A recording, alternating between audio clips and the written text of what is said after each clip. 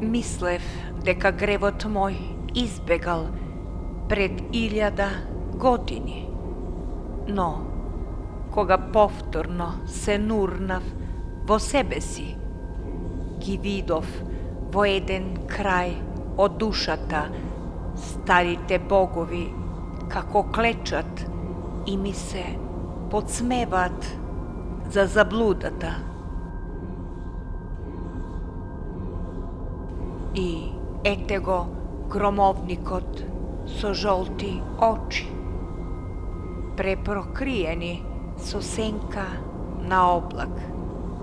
Потаен господар на чемерот ја слушаше замрсеноста на мислите и гледаше некаде напред во вековите. Олуците надвор прсна очепотот негов, кога рече: и во следните 5 века ќе се слуша топотот на твоите прозирни приказни, кои ги врежуваш во хартијата, додека за црните решетки невино осудените ќе ги пеат како химни твоите песни.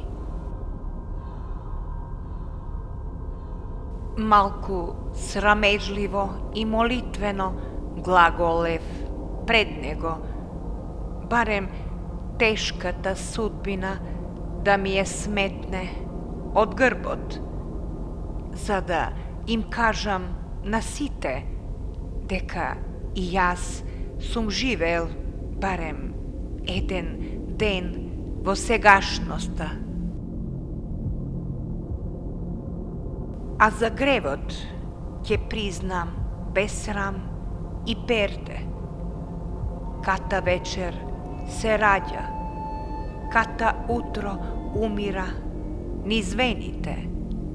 Миговите ми ги скаменува, но во очите црвени кандила ми пали, правејќи така страданијата да бидат попривлечни.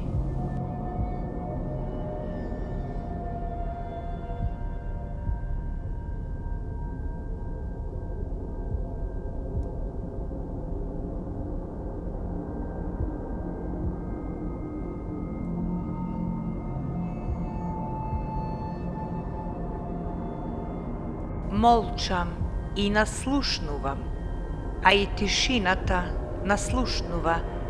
Небово ноќва е таинствено. Кој знае какви намери има. Не ќе ја глода белким месечината. Пролетува низ прозирниот облак мислата, може би потоците на мракот ќе ги растура и после пурпурот, или од лабочината на изминатите векови ќе ја воскресне мртвата религија. Воздивна тешко земјата, призраците се исплашија и одеднаш со подмолно чувство на ништожност некој, кој не му беше верен на човечкиот род, само врисна. Пеколот сега ја проширува својата империја. Само да знаете дека е така. Погледнете, галебите се обеспокоени.